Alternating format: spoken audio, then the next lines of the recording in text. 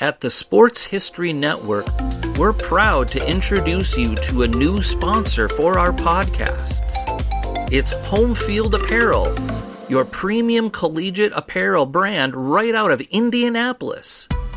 They've got incredibly comfortable t-shirts, plus they're officially licensed with vintage college designs. They have over 150 plus colleges available now and always adding more. Homefield digs through the archives and history of your school to find unique logos, mascots, and moments to make thoughtful designs for your school. When you shop today, new customers can get a 15% discount off their first purchase using the promo code SPORTSHISTORY at checkout. You can learn more at homefieldapparel.com. Now it's time to take a sports break, a look at sports history on a daily basis. Hello, my friends of sports history. This is Darren Hayes of the Sports Jersey Dispatch podcast. Welcome once again to the Pig Pen, your place for all good things in sports. And we're here for your sports break for September 21st. And we have a doozy here of talking about some of the greatest athletes and the greatest events on this date of September 21st. But before we get to those and their uniform numbers, let's remind you that we have a Twitter account. It is at Pigskin Dispatch. You can find us on there. Pigskin Sports is going to pop up on there. We post everything from the Sports Jersey Dispatch, from Pigskin Dispatch, and from our friends from around the world in the Twitter sphere. So make sure you join us there at Pigskin Dispatch. We'd love to have your follow, and we do follow back. Now, let's get to those uniform numbers we'll talk about today. And they're 17, 21, 7, number 20, number 10, 32, 37, 45, and number 31, September 21st, 1906. The New York Highlanders first baseman Hal Chase had 22 putouts to tie a Major League Baseball record at the time in a 6-3 win over the Chicago White Sox at Southside Park. We have a really interesting photo of Hal Chase, but it's from 1914, and he's in a Chicago White Sox uniform, all black. Beautiful picture of him. But remember, in 1906, he was playing for the Highlanders against the White Sox. So it's kind of an interesting irony, but appropriate all the same. You can find it at thejerseydispatch.com for the September 21st post. September 21st, 1934, St. Louis Cardinals pitching Dean brothers, they shut out the Brooklyn Dodgers in a doubleheader. Dizzy Dean, number 17, in a 13-0 rout in Game 1, and sibling Paul Dean, who wore number 21, presented a 3-0 no-hitter against those Dodgers that he played, and the Dean brothers would help the Cardinals claim the World Series that season with performances just like these. September 21st, 1956, the New York Yankees set a dubious Major League Baseball record, stranding 20 runners on base during their game. The Yankees number 7, Mickey Mantle, he hit a 500-foot-plus homer, though, but rival Boston Red Sox won the game 13-9 at Fenway Park. September 21st, 1969, the New York Jets, Steve O'Neill, number 20, punted a ball, get this, 98 yards against the Denver Broncos. That's the length of the football field.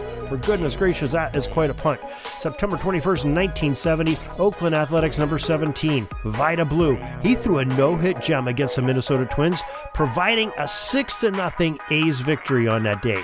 And September 21st, 1973, Nate Archibald, who wore number 10 that season of 73, signed a 7-year contract with the NBA's Kansas City Kings for $450,000. Doesn't sound like a lot much in NBA contracts, but back then, that was a tremendous amount. And the man they called Tiny Archibald, he stood 6 foot tall, short on the courts, but a giant in basketball history.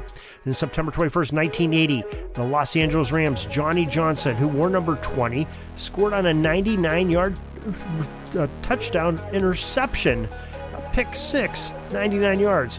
That's pretty good. September 21st, 1981, Philadelphia Phillies left-hander Steve Carlton, number 32, struck out a National League record 3,118 when he sat down Andre Dawson, a very good hitter in his right of the Expos on that day.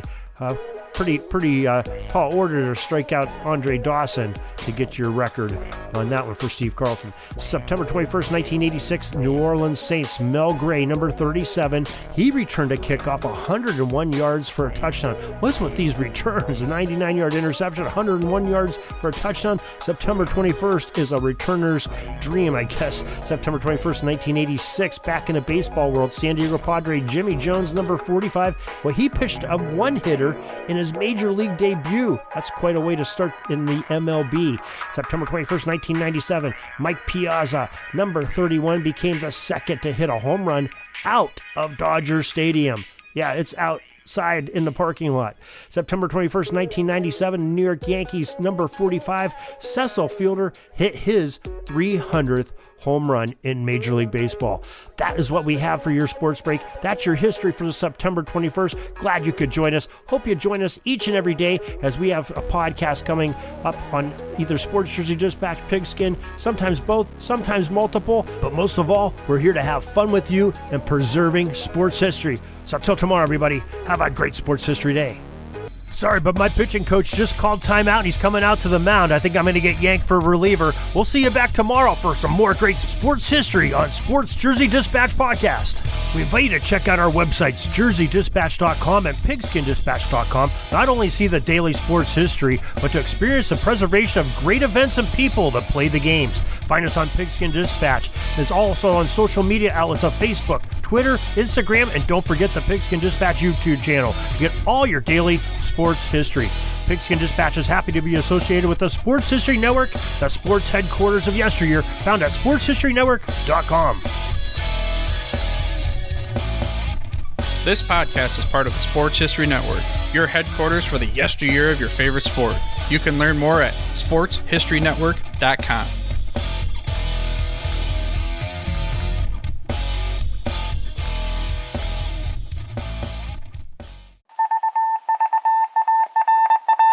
It was just another ordinary day in the offices of the Pittsburgh Guardian newspaper circa 1924. But for Marla Delft, assistant editor, everything was about to change. For she was about to discover the awesome attractiveness of Row 1 brand retro sports paraphernalia items thanks to Orville Mulligan, sports writer. And there it is. Wow, Orville, that's really the bee's knees. Isn't it just? A poster-sized replica of the actual 1909 World Series program cover. I can see that. But where did you get it? And where'd you get it framed? I ordered it from the Row 1 website, where over 6,000 items of sports memorabilia from the 1880s to the 1990s are available for reproduction, in multiple sizes and in several different materials, with over a dozen styles of frame to choose from for prints like this. Well, I'm sure Mr. Delft would love to put up more of these in the office. But I'm equally as sure they're beyond this newspaper's budget. Not at all, my dear Marla. See for yourself. Go to sportshistorynetwork.com/row1. sportshistorynetwork.com/row1. Oh my, these are good prices. Oh, and look at this stuff. Oklahoma-Nebraska football, college basketball art, Michael Jordan items. And so retro it was that sports Marla Delft advertisement discovered the flowers. splendiferous magic of Row 1 sports memorabilia, arts, and prints. You can too by visiting sportshistorynetwork.com/row1. That's ROW1 today for access to the full Row 1 catalog of gallery prints and gifts like t-shirts, long-sleeve shirts, telephone cases, coffee mugs, blankets, pillows, towels, and even shower curtains. Act today for 15% discount off all prints with coupon code SHN15 and 20% off all other items with coupon code SHN20 at checkout. And keep your dial locked to the Sports History Network for the exciting chronicles of the 1920 sports world in Orville Mulligan, sports writer. Coming soon.